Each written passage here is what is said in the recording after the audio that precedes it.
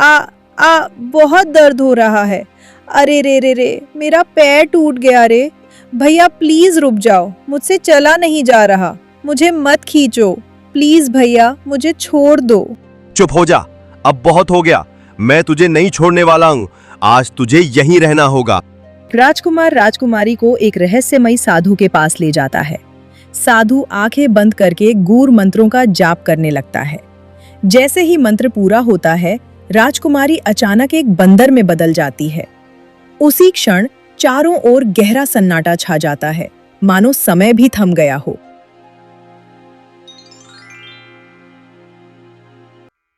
एक छोटा सा गांव था जिसका नाम सोनापुर था। गांव के चारों ओर खेत और घना जंगल था। उसी गांव में एक गरीब परिवार रहता था। पिता मुकेश, माँ सीता और उनकी बेटा नायरा। मुकेश जंगल से लकड़ी काटकर बाजार में बेचता था और उसी से उनके घर का गुजारा चलता था। इसीलिए वो हर सुबह की तरह आज भी अपनी कुल्हाड़ी और रस्सी लेकर जंगल की ओर लकड़ी काटने निकल पड़े। चलो रे मुकेश, आज थोड़ा ज्यादा लकड़ी काटनी पड़ेगी, घर में राशन भी कम है। यहाँ पेड़ अच्छे हैं, अगर यहाँ से लकड़ी काट लूं तो आज बाजार में अच्छी कीमत मिल सकती है। इतना कहकर मुकेश लकड़ी काटने लगा। तभी अचानक झाड़ियों में कुछ आवाज हुई और पत्ते हिलने लगे। मुकेश ने डरते हुए उधर देखा तो उसने देखा कि झाड़ियों के बीच से एक बंदर बाहर आ रहा है। अरे ये क्या, यहाँ बंदर अचानक से कहां से आ गया? ये तो कुछ अजीब सा लग रहा है। कहीं पागल तो नहीं है? अगर इसने मुझ पर हमला कर दिया तो मैं क्या करूंगा? इतना कहकर मुकेश बंदर की चिंता छोड़कर फिर से लकड़ी काटने लगा। तभी अचानक बंदर तेजी से पीछे से आया और उसे हल्का सा काटकर फुर्ती से पास के पेड़ पर चढ़ गया। मुकेश एकदम चौंक गया और दर्द से पीछे मुड़कर देखने लगा। अरे ओह, बचाओ, कितना दर्द हो रहा है। इस पागल बंदर ने मुझे काट लिया। अरे रे रे रे, तूने ये क्या कर दिया? अब मैं क्या करूं? अगर कुछ हो गया तो? कोई है, मेरी मदद करो। कुछ समय बाद मुकेश का दर्द धीरे धीरे कम हो गया। उसने गहरी सांस ली, खुद को संभाला, आंसू पोंछे और फिर से उठकर लकड़ी काटने में लग गया। मेरी जिंदगी भी अजीब है, सुबह से शाम तक बस मेहनत ही मेहनत। लेकिन क्या करूं, सीता और मेरी नायरा के लिए तो करना ही पड़ेगा। बस अब इसे बाजार ले जाकर बेच दूं, शायद आज कुछ ज्यादा पैसे मिल जाएं, तो नायरा के लिए कुछ अच्छा खाना ले जाऊंगा। इतना कहकर मुकेश धीरे धीरे जंगल से बाहर निकलकर बाजार की ओर चल पड़ा। मालिक, ये लकड़ी ले लो, बहुत सूखी और अच्छी है, जलने में बढ़िया रहेगी। ठीक है, लेकिन इसके मैं सिर्फ 2 रुपए ही दे सकता हूँ, इससे ज्यादा नहीं। अरे मालिक, ये तो बहुत कम है। इतनी लकड़ी लाने में बहुत मेहनत लगती है। आज तो जंगल में बंदर ने मुझे काट भी लिया। आप कम से कम 5 रुपए दे दो, घर में राशन आ जाएगा। मुझे नहीं पता तुझे बंदर ने काटा या कुछ और हुआ। मैं 2 रुपए से 1 पैसा भी ज्यादा नहीं दूंगा। आखिरकार मुकेश ने अपनी मजबूरी देखकर लकड़ी सिर्फ 2 रुपए में ही बेच दी। उसने भारी मन से पैसे लिए, थोड़ा सा राशन खरीदा और चुपचाप घर आ गए। फिर रात में तीनों खाना खा रहे थे। खाना खाते खाते मुकेश सीता को जंगल के बारे में सब कुछ कहने लगा। सीता, आज जंगल में मेरे साथ कुछ अजीब हुआ। जब मैं लकड़ी काट रहा था, तभी झाड़ियों में से एक बंदर अचानक आया और मुझे काटकर भाग गया। तब से मेरी तबीयत थोड़ा थोड़ा खराब लग रही है। अरे कहाँ काटा? तुमने मुझे पहले क्यों नहीं बताया? ये तो ठीक बात नहीं है। मैंने सोचा छोटा सा जख्म है, अपने आप ठीक हो जाएगा। नहीं, ये सही नहीं है। कल सुबह किसी वैद्य या डॉक्टर को दिखाना पड़ेगा। उस रात तीनों सो तो गए, लेकिन सीता के मन में चिंता बनी रही। सुबह होते ही सीता ने देखा कि मुकेश उठ नहीं रहा है। मुकेश उठो, सुबह हो गई।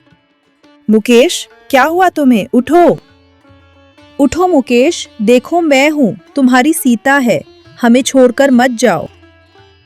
अब सीता को सब कुछ स्पष्ट हो गया, असल में क्या हुआ।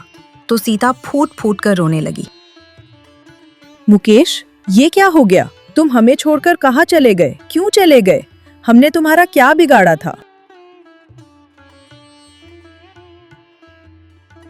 मुकेश के अंतिम संस्कार को 5 साल बीत चुके थे, लेकिन उसका दर्द आज भी कम नहीं हुआ था।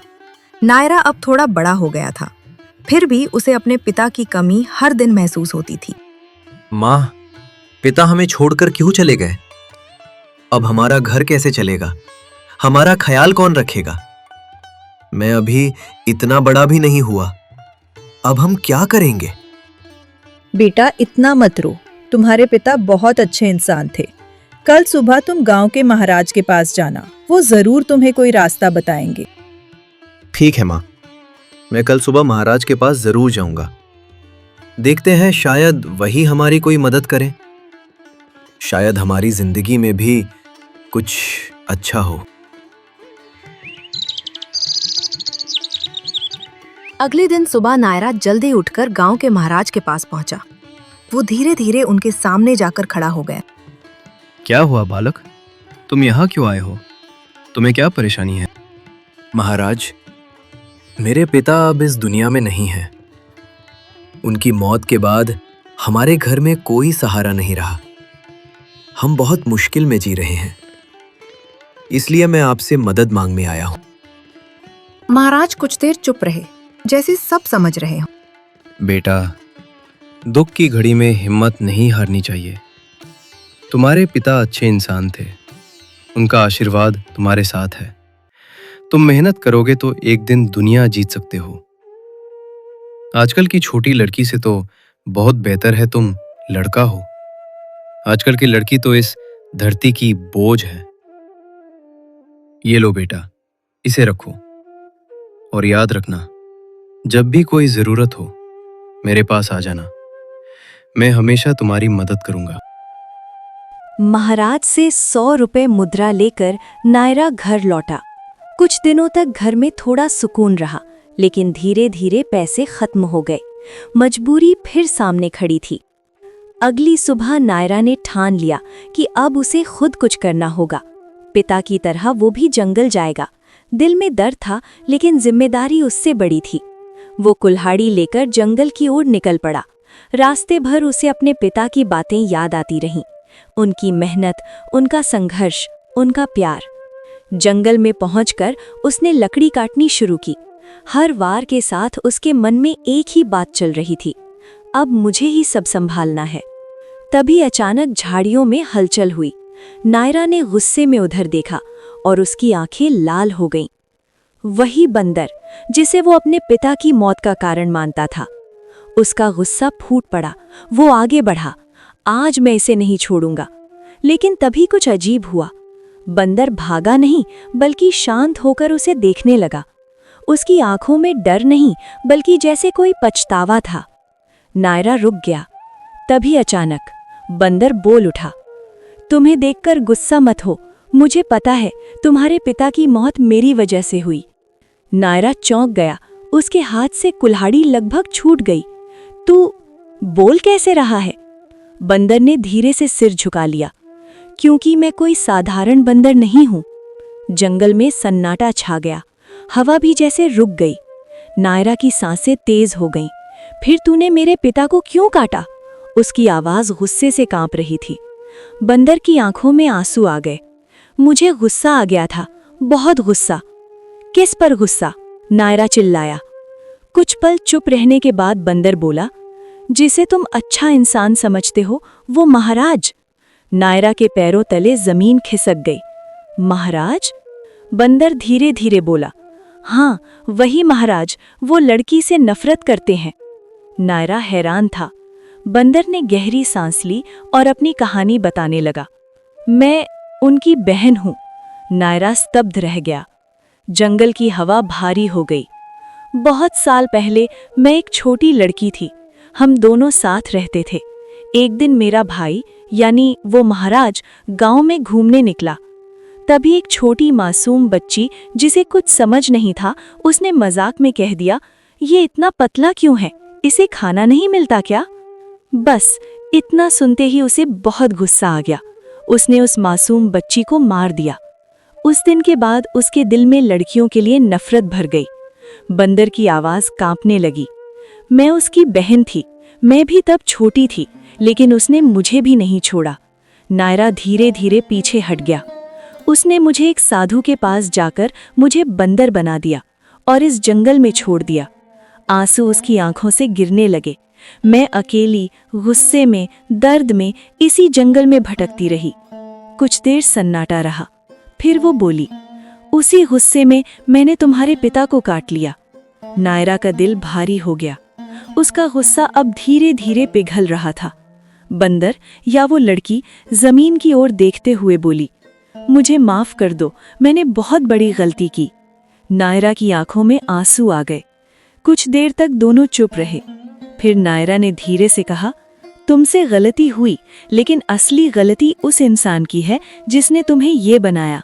उसकी आवाज अब मजबूत थी। अब उसे उसकी सजा मिलनी चाहिए। बंदर ने उसकी ओर देखा। उसकी आंखों में उम्मीद थी। क्या तुम मेरी मदद करोगे? नायरा ने सिर हिलाया। हाँ, अब सच सामने आएगा। जंगल की हवा तेज चलने लगी। एक नई कहानी शुरू हो चुकी थी। सच, बदला और न्याय की कहानी। जंगल में खड़े नायरा और वो बंदर, जो असल में एक लड़की थी, अब एक बड़े फैसले के सामने थे। हवा तेज चल रही थी, जैसे आने वाले तूफान का संकेत दे रही हो। नायरा ने अपनी मुट्ठी भींच ली। अब उसके दिल में डर नहीं था, सिर्फ एक ही बात थी, सच सामने लाना है। उसने बंदर की तरफ देखा। अब उसे वो दुश्मन नहीं लग रही थी, बल्कि एक पीड़ित इंसान लग रही थी। दोनों ने मिलकर तय किया कि अब वे गांव जाकर महाराज का सामना करेंगे। अगले ही दिन सुबह नायरा सीधा महाराज के पास पहुंचा। महाराज पहले की तरह शांत बैठे थे, लेकिन नायरा की आंखों में इस बार कुछ अलग था। महाराज, उसकी आवाज अब पहले जैसी कमजोर नहीं थी। महाराज ने उसे देखा। क्या हुआ बेटा, फिर से कोई परेशानी है?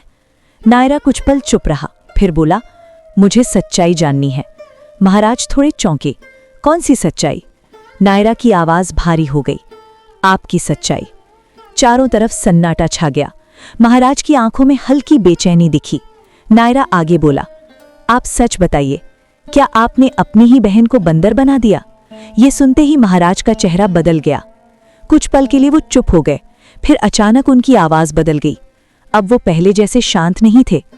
तुम्हें ये सब किसने बताया? नायरा बोला, सच खुद सामने आ जाता है। तभी पीछे से वही बंदर पेड़ से नीचे उतरा।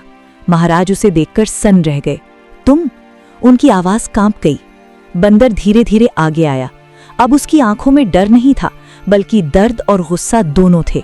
हाँ, मैं ही हूं। महाराज पीछे हटने लगे। मैंने तुम्हें हमेशा के लिए दूर कर दिया था। बंदर बोला, लेकिन सच कभी नहीं मरता। गांव के लोग भी धीरे धीरे वहां इकट्ठा होने लगे। सब ये दृश्य देखकर हैरान थे। नायरा ने जोर से कहा, आज सबको सच्चाई पता चलेगी। महाराज के माथे पर पसीना आने लगा। वो अब कमजोर पड़ रहे थे। बंदर ने सबके सामने अपनी पूरी कहानी बता दी। कैसे उसे सजा दी गई, कैसे उसे जंगल में छोड़ दिया गया और कैसे वो दर्द में जीती रही। गांव वाले एक दूसरे की तरफ देखने लगे। अब उनकी नजरों में महाराज के लिए सम्मान नहीं, बल्कि शक और डर था। नायरा ने आगे बढ़कर कहा, जिस इंसान को हम अच्छा समझते थे, वो असल में गलत था। महाराज अब घिर चुके थे। उन्होंने बचने की कोशिश की। मैंने जो किया वो सही था, लेकिन उनकी आवाज में अब पहले जैसा विश्वास नहीं था। नायरा ने गुस्से में कहा, किसी को सजा देने का हक आपको किसने दिया? गांव वाले अब बोलने लगे, ये गलत है, हमें सच नहीं पता था। महाराज अब पूरी तरह टूट चुके थे। उनकी आंखों में डर साफ दिख रहा था। उसी समय आसमान में बादल छा गए। हवा तेज हो गई, जैसे प्रकृति भी इस सच को देख रही हो। नायरा ने बंदर की तरफ देखा। अब समय आ गया था। अब इसे इसकी सजा मिलनी चाहिए। बंदर की आंखों में आंसू थे, लेकिन इस बार वो कमजोरी के नहीं, बल्कि न्याय के थे।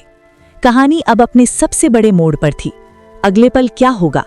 क्या महाराज को सजा मिलेगी? क्या बंदर फिर से इंसान बनेगी? सब कुछ अब बदलने वाला था। आसमान में काले बादल छा गए थे। हवा तेज चलने लगी थी। गांव के सभी लोग इकट्ठा थे और सबकी नजरें सिर्फ एक जगह टिक गई थी, महाराज पर। नायरा आगे बढ़ा। उसके चेहरे पर अब डर नहीं बल्कि हिम्मत साफ दिखाई दे रही थी। आज सच सबके सामने है, अब फैसला भी होना चाहिए।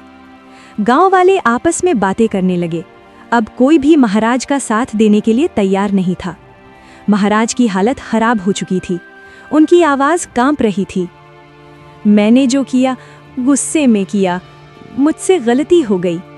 उनकी आंखों में डर और पछतावा साफ दिख रहा था। बंदर, जो असल में उनकी बहन थी, धीरे धीरे आगे बढ़ी। उसकी आंखों में आंसू थे, लेकिन इस बार वो मजबूत थी। भैया, आपने मुझे सजा दी, मेरी जिंदगी छीन ली, मुझे अकेला छोड़ दिया।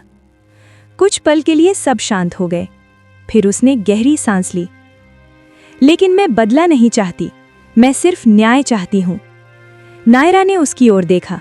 उसे समझ आ गया कि असली ताकत गुस्से में नहीं बल्कि सही फैसले में होती है। तभी अचानक तेज हवा चली, आसमान में बिजली चमकी, जैसे कोई अदृश्य शक्ति वहां मौजूद हो। महाराज घुटनों पर गिर पड़े। मुझे माफ कर दो, मुझसे बहुत बड़ी गलती हो गई। उनकी आवाज टूट चुकी थी। गांव के बुजुर्ग आगे आए और बोले, जिसने गलत किया है उसे उसकी सजा जरूर मिलेगी। फैसला हुआ, महाराज अब गांव में नहीं रहेंगे। उन्हें गांव से बाहर निकाल दिया गया। उनकी सारी इज्जत खत्म हो गई थी। जैसे ही ये फैसला हुआ, अचानक एक चमत्कार हुआ। बंदर के शरीर से हल्की रोशनी निकलने लगी। धीरे धीरे वो बदलने लगी और कुछ ही पलों में वो फिर से एक लड़की बन गई। सब लोग हैरान रह गए। नायरा मुस्कुराया। लड़की की आंखों में खुशी के आंसू थे। आज मैं आजाद हो गई। उसने आसमान की ओर देखा, जैसे सालों का दर्द खत्म हो गया हो। नायरा ने आगे बढ़कर कहा, अब सब ठीक हो जाएगा। गांव में धीरे धीरे शांति लौट आई। सीता ने अपने बेटे को गले लगाया। उसकी आंखों में गर्व था। तूने आज बहुत बड़ा काम किया है। नायरा मुस्कुराया, लेकिन उसकी आंखों में आंसू थे, पिता की याद के आंसू। उसने आसमान की ओर देखा। पिता, आज मैंने आपका नाम रोशन कर दिया। हल्की हवा चली, जैसे कहीं से आशीर्वाद मिल रहा हो। अब नायरा अकेला नहीं था। उसके पास हिम्मत थी, सच्चाई थी और एक नई शुरुआत थी। कुछ समय और बीत गया। अब नायरा पहले से ज्यादा समझदार और मेहनती हो चुका था। उसने ठान लिया था कि अब सिर्फ लकड़ी बेचकर ही नहीं बल्कि कुछ नया करके अपनी जिंदगी बदलनी है। वो रोज जंगल जाता, लकड़ी के साथ साथ मीठे फल और जड़ी बूटियां भी लेकर आता और बाजार में बेचने लगा। धीरे धीरे उसकी कमाई बढ़ने लगी। अब घर में पहले जैसी तंगी नहीं रही थी। गांव के लोग भी अब उससे सीख लेने लगे। छोटे बच्चे उसके पास आकर बैठते और नायरा उन्हें समझाता कि जिंदगी में मेहनत और सच्चाई सबसे बड़ी ताकत होती है। वही लड़की जो पहले बंदर थी, अब उसके साथ मिलकर लोगों की मदद करती थी। दोनों मिलकर जरूरतमंदों को खाना देते और गांव में अच्छे काम करने लगे। एक दिन शाम को जब सूरज ढल रहा था, सीता ने नायरा को प्यार से देखा और मुस्कुराकर बोली, अब मुझे किसी बात की चिंता नहीं है। तूने सच में अपने पिता का नाम रोशन कर दिया। नायरा की आंखों में हल्की चमक आ गई। उसने आसमान की ओर देखा और मन ही मन कहा, पिता, अब हम ठीक हैं। हल्की हवा चली, जैसे आशीर्वाद मिल रहा हो। अब नायरा की जिंदगी में दुख तो था, लेकिन उस दुख ने उसे मजबूत बना दिया था। वो समझ चुका था कि असली खुशी मेहनत, सच्चाई और दूसरों की मदद करने में ही होती है। और इसी के साथ उसकी कहानी एक नई उम्मीद के साथ आगे बढ़ती रही। दोस्तों, अगर आपको ये वीडियो पसंद आई हो तो वीडियो को लाइक करें, चैनल को सब्सक्राइब ज़रूर करें और एक प्यारा सा कमेंट करके बताएं कि आपको कहानी कैसी लगी। आगे इससे भी ज़्यादा मज़ेदार और दिल छू लेने वाली कहानियाँ देखने के लिए हमारे साथ जुड़े रहें। दोस्तों, अगर आपको ये वीडियो पसंद आई हो तो वीडियो को लाइक करें, चैनल को सब्सक्राइब ज़रूर करें और एक प्यारा सा कमेंट करके बताएं कि आपको कहानी कैसी लगी। आगे इससे भी ज़्यादा मज़ेदार और दिल छू लेने वाली कहानियाँ देखने के लिए हमारे साथ जुड़े रहें।